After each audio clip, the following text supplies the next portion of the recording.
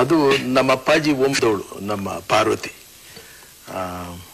ಅವಳು ಹುಟ್ಟುವಾಗ್ಲೇನೆ ಅವರು ಹೋಗಿ ಅವಳ ನಾಮಕರಣಕ್ಕೆ ಹೋಗಿ ಆವಾಗಲೇ ಹೆಸರಿಟ್ಟಂತೆ, ಇವಳು ನನ್ನ ಮುತ್ತರಾಜು ಹೆಂಡತಿ ಅಂತ ಹೇಳ್ಬಿಟ್ಟು. ಇವಳಿಗೆ 7 ವರ್ಷ ಎಲ್ಲಿ ಆಟ ಪಾಠ ಆಡ್ಕೊಂಡು ಒಂದು ಲಂಗ ಪಂಗ ಹಾಕೊಂಡು ಅಲ್ಲಿ ಬೀದಿಲಿ ಒದ್ದಾಡ್ಕೊಂಡು ಆ ಧೂಳಿನ ಜೊತೆ ಆಟ ಪಾಠ ಆಡ್ಕೊಂಡಿದ್ದವಳು.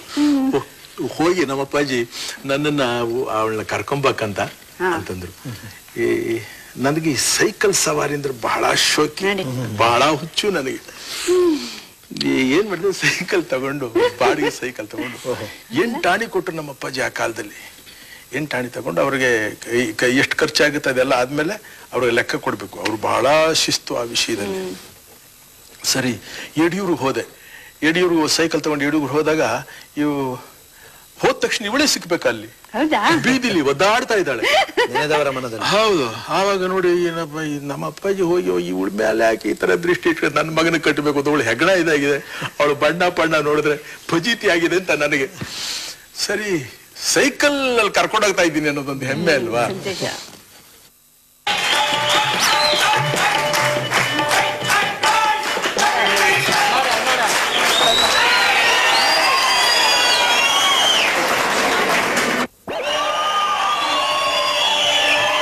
ರಾಜ್ ಗಳಿಸದ ಪ್ರಶಸ್ತಿಗಳಿಲ್ಲ.